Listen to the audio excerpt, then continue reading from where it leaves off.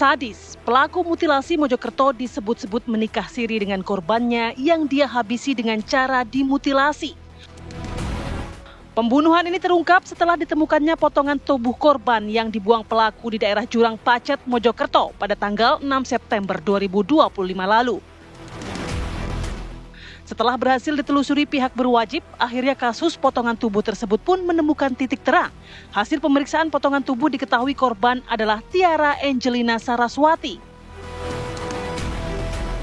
Hingga akhirnya polisi berhasil meringkus pelaku pembunuhan mutilasi Alfi Maulana di tempat kosnya di kawasan Lidah Wetan, Surabaya, Jawa Timur.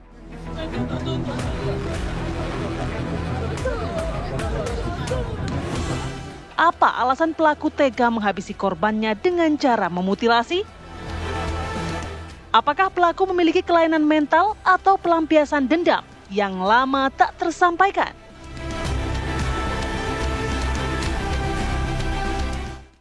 Luar biasa sadis pemirsa, aksi pembunuhan ini disertai mutilasi. Informasinya terakhir ini ditemukan lebih dari 300 anggota tubuh yang telah dimutilasi dari milik korban begitu ya.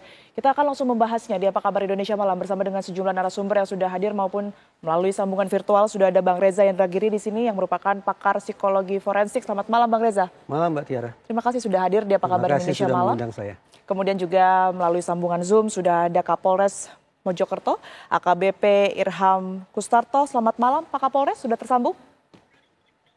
Selamat malam dosen kami, Pak Reza Indragiri Amril, saya mahasiswa PTIK Angkatan 59. Terima kasih. Baik, terima kasih. Kemudian juga saya akan ajak Anda untuk berbincang dengan ibu korban, yakni atas nama Silvi Pujiratnaningsi. Sebelum kita berbincang juga dengan narasumber yang sudah hadir, Bang Reza dan juga Pak Kapolres, mohon izin Bang Reza saya terlebih dahulu ke keluarga korban. Selamat malam Bu Silvi. Assalamualaikum. Baik, Bu Silvi, bisa mendengar suara kami di studio?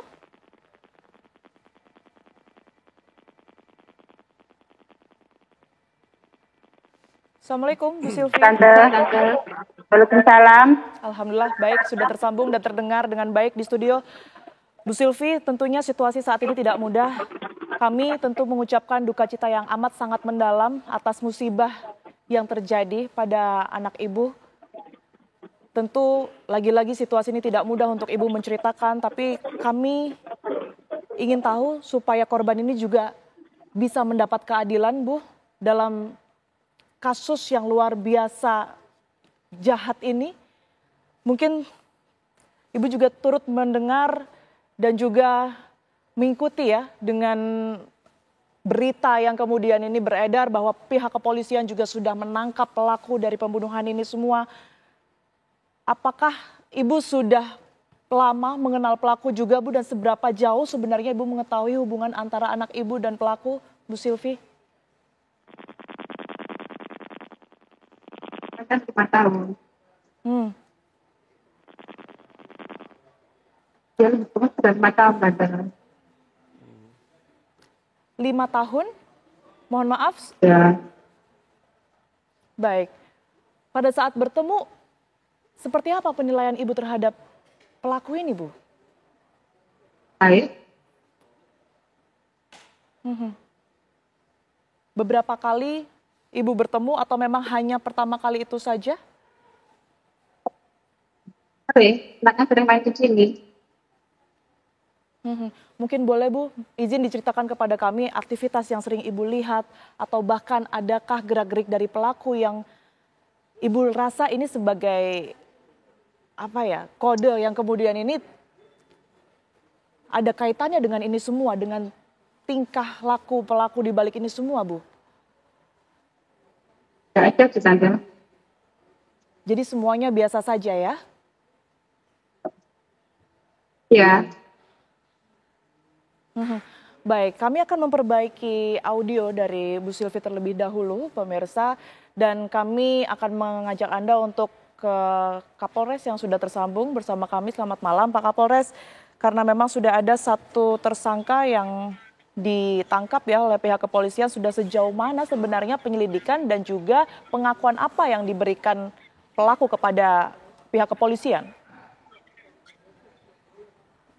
Terima kasih pada kesempatan malam hari ini, yang pertama saya mewakili jajaran Polres Mojokerto ngaturaken derek belasungkawa. Kami ikut berbelasungkawa kepada keluarga almarhum. Semoga almarhum husnul khotimah dan diterima di surganya Allah Subhanahu wa taala, setelah ditinggalkan diberikan kekuatan dan ketabahan.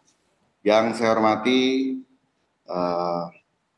Bapak Reza Indra Giri Amril, mohon izin Bapak selamat malam, kemudian seluruh pemirsa sebangsa dan setanah air, dapat kami sampaikan sampai dengan hari ini bahwasanya kegiatan pemeriksaan kami terus berjalan dan saya pastikan maraton, tidak jalan di tempat tapi running, dan kami sudah berkoordinasi dengan Criminal Justice System yang tentunya akan saya kawal sampai dengan putusan nanti di akhir persidangan terhadap perkara ini. Bahkan pada hari ini kami tadi juga alhamdulillah berkesempatan untuk takziah ke keluarga korban dan kami bermohon di kemudian waktu untuk meminta keterangan untuk melengkapi berkas perkara sehingga segera lengkap dan segera kami kirim ke kejaksaan untuk mendapatkan kelengkapan dari berkas tersebut. Dan sampai dengan saat ini beberapa alat bukti sebagaimana sudah saya sampaikan pada rilis sebelumnya, kemudian motif apa yang terjadi, bahkan bagaimana peristiwanya. Alhamdulillah tadi malam jenazah sudah dikebumikan, yang artinya pencarian terhadap potongan-potongan tubuh almarhum pada saat tersebut tentunya sudah kita upayakan dengan maksimal dengan melibatkan kecanggihan teknologi ataupun alat bantu terhadap hewan, kemudian warga sekitar dan relawan, bahkan seluruh anggota kami kerahkan untuk memberikan yang terbaik terhadap korban pasca peristiwa tersebut terjadi. Demikian kami sampaikan. Pak Kapolres, mungkin boleh diinformasikan lagi Pak, untuk motif ini memang hanya karena murni sakit hati atau sebenarnya ada hal-hal lain yang juga turut memicu? Baik, terima kasih kami sampaikan untuk sekian kalinya bahwasannya ini adalah merupakan akumulatif aktivitas kegiatan mereka yang sudah disampaikan sebelumnya, bahwasanya memang banyak tuntutan dan sebagainya dalam kehidupan bersama dalam satu atap ini yang sudah saya jelaskan sebelum-sebelumnya, dan kami terus melakukan pendalaman, pemeriksaan terhadap lingkungan sekitar ataupun handai tolan, bahkan rekan sejawat mereka yang sering berkomunikasi. Kami mintai keterangan latar belakang apa sih, perilaku kesehariannya bagaimana, baik terhadap pelaku ataupun korban, sehingga bisa segera melengkapi kepastian terhadap peristiwa tersebut. Namun yang pasti, peristiwa tersebut dilakukan dini hari, kemudian dia menghabisi pada saat dini hari tersebut, dan dia membuang sebagian tubuh korban pada hari tersebut, dan sisanya masih tersimpan yang hendak dimusnahkan atau dihilangkan jejaknya. Dan syukur alhamdulillah, Tuhan bersama kita berhasil melaksanakan penggerebekan dan memang ada bagian tubuh dan alat-alat yang digunakan di lokasi tersebut. Demikian. Pak Kapolres, karena memang kejadian ini luar biasa sadis begitu ya, adakah tes kejiwaan yang kemudian dilakukan untuk pelaku? Tentunya terhadap asumsi yang barusan panjenengan sampaikan, kami Kepolisian Negara Indonesia, penyidik khususnya tidak memiliki kapasitas untuk menjelaskan bagaimana hasil psikologi. Namun kami menggunakan ahli psikologi yang dalam hal ini psikiater untuk mengetahui bagaimana kejiwaannya, dan saat sekarang ini masih berproses. Kami mohon waktu, tentunya perkembangannya kami terbuka untuk memberikan informasi terhadap peristiwa yang terjadi saat ini. Demikian. Saya ke Bang Reza. Bang Reza, kalau dari kacamata Anda, aksi sadis yang kemudian dilakukan oleh pelaku ini, apakah memang betul hanya karena semata yang tadi sudah dijelaskan begitu ya, terpantik emosinya, karena rasa sakit hati, karena permasalahan ekonomi, hanya itu saja Bang Reza? Masuk akal. Tapi saya mundur dulu satu langkah ya. Saya mengenal AKBP Irham Kustarto ini sudah sekian belas tahun. Jadi tanda petik bagi saya tidak terlalu mengejutkan kalau beliau dan jajarannya dalam tempo singkat sudah bisa meringkus tersangka, bahkan secara cermat memiliki catatan tentang jumlah potongan korban yang sedemikian rinci sampai sekian ratus. Itu menurut saya spektakuler.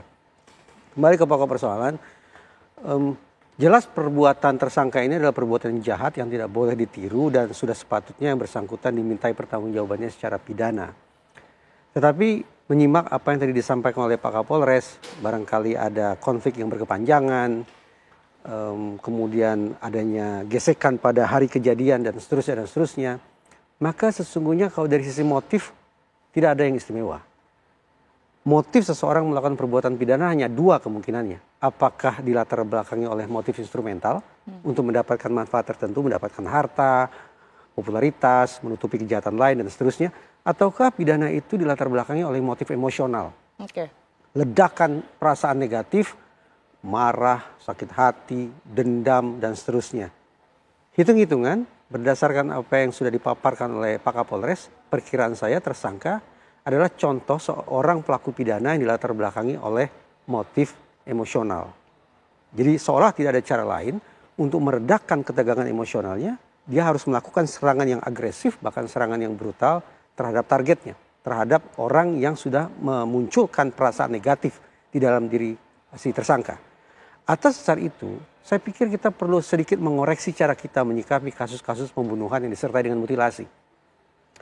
Acap kali kita memandang ini perilakunya brutal, ini perilakunya keji karena apa? Karena ada mutilasinya. Sehingga muncul pertanyaan, bagaimana ya caranya agar orang tidak lagi melakukan mutilasi? Bagi saya pertanyaan itu relevan tapi salah kaprah. Kenapa? Karena pokok pidananya bukan pada mutilasinya, yaitu pada pembunuhannya. Mutilasi kemungkinan juga hanya dua. Satu, mutilasi merupakan perbuatan susulan.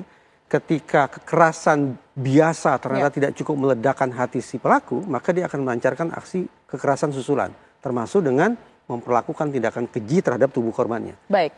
Atau kemungkinan kedua, mutilasi adalah sebuah cara untuk menghilangkan barang bukti, mempersulit kerja polisi, dan seterusnya, agar nanti pertanggungjawaban pidananya ya barangkali akan lebih ringan, atau kalau tidak ditemukan bukti yang kuat, bisa jadi lolos dari pidana. Bang, tapi kan yang kemudian menjadi perhatian dalam kasus ini, mohon maaf saya tidak bermaksud untuk membandingkan dengan kasus mutilasi yang lain, tetapi jumlahnya ini begitu banyak, lebih dari 300. Anda membaca ini sebagai sesuatu yang apa dimaknainya? Antara ini memang sangat emosi luar biasa atau memang ada latar belakang pelaku yang memang harus dikulik? Mengapa sampai 300 potongan tubuh? Saya punya kepentingan bukan untuk mengobati pelaku pidana. Kepentingan psikologi forensik adalah memastikan pelaku pidana menjalani proses hukum yang sebagaimana mestinya. Dengan cara berpikir semacam itu, maka terus terang saya tidak mau membangun spekulasi. Apakah pelaku pidana, baik tersangka maupun pelaku-pelaku lainnya, apakah mereka punya gangguan jiwa, apakah mereka psikopat, ataupun sebutan-sebutan lainnya yang justru sadar tidak sadar akan membuka ruang peringanan hukuman bagi yang bersangkutan. Karena ternyata kita memiliki kesimpulan, oh seseorang melakukan perbuatan pidana karena anggaplah ada gangguan kejiwaan tertentu di dalam dirinya. Sekarang mari kita berpikir sederhana. Terhadap orang yang punya gangguan kejiwaan, apalagi kalau dianggap punya penyakit kejiwaan, sepatutnya orang itu dihukum atau diobati? Diobati. Karena itu sekali lagi, karena kepentingan psikologi forensik bukanlah untuk mengirim pelaku pidana ke panti rehabilitasi, tapi mengupayakan agar pelaku pidana dikirim ke BUI, maka saya menghindari penggunaan sebutan-sebutan, diagnosis apapun itu, yang justru bisa meringankan pelaku pidana. Ya, karena kita di sini juga mencari keadilan begitu ya bagi korban dan juga keluarganya tentunya. Kami kembali terhubung dengan keluarga atau ibu dari korban ya, Ibu Silvi. Ibu Silvi, mungkin kami meminta Anda untuk kembali bercerita ya, bagaimana kemudian ini sosok dari pelaku selama Anda mengenalnya mulai dari awal diperkenalkan hingga pada akhirnya mendengar informasi ini, Bu Silvi. Ya, anaknya baik sih. Baik. Anaknya Di tahun berapa Ibu diperkenalkan dengan pelaku, Bu? waktu itu COVID, nggak tahu, lupa tahunnya. COVID itu tahun berapa ya? Baik, sekitar tahun 2020 ya, sudah cukup lama artinya. Seberapa sering Bu Silvi bertemu dengan pelaku, Bu? Ya nggak seberapa sering sih. Di momen-momen apa saja itu Ibu bertemu dengan pelaku? Nggak ada momen sih, Mbak. Ya kalau anaknya kepengen kesini ya kesini gitu aja. Baik, apa kesan Ibu terhadap pelaku? Memang tadi Ibu sempat mengatakan baik. Baik ini dalam arti apa, Bu? Apakah sopankah? Ada tindakan pelaku yang kemudian ini sering membantu korban atau bagaimana? Ya apa ya? Ya baik ya, kadang dia sering membantu. Membantu apa, Bu Silvi, mohon maaf. Ya, yang membantu apa ya, kayak bersih-bersih rumah gitu loh. Baik.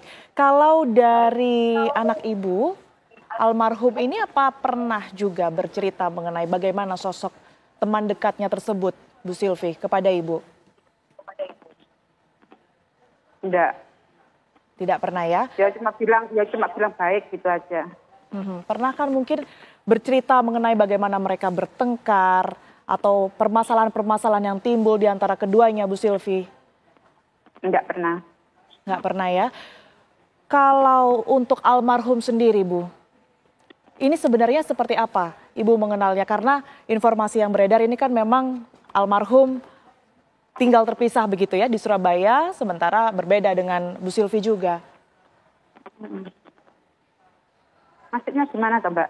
Bagaimana Ibu mengenal anak Ibu? Karena memang kan ini kan sudah terpisah lumayan lama ya Bu ya, sejak anak Ibu kos mungkin atau lulus dari universitas pada saat itu. Anaknya baik sih. Menurut saya ya. Ya, pastinya. Ceria. Ceria. Baik. Dari pihak kepolisian, Bu, mengungkap bahwa pelaku ini, mohon maaf sebelumnya Bu Silvi, sempat menyebut salah satu pemicu dari kejadian ini lantaran permasalahan ekonomi, Bu Silvi. Permasalahan ekonomi, kemudian juga beberapa sifat almarhum yang mungkin ini mendorong tindakan tersebut. Ibu sendiri memaknai ini dan juga menanggapi hal ini seperti apa, Bu? Ya, apa ya? Enggak tahu sih, Mbak. Baik. Bu, ada informasi juga yang kemudian beredar berkaitan dengan anak Ibu dan juga pelaku ini sudah menikah secara agama atau nikah siri, Bu. Betulkah hal ini? Saya enggak tahu. Tidak tahu. Jadi sepengetahuan Ibu sejauh ini keduanya hanya berpacaran saja ya Bu ya? Iya. Baik. Bu Silvi, terima kasih atas informasi yang diberikan kepada kami. Tentunya kita berharap agar pelaku ini mendapat hukuman yang setimpal dan juga keluarga selalu dikuatkan. Terima kasih.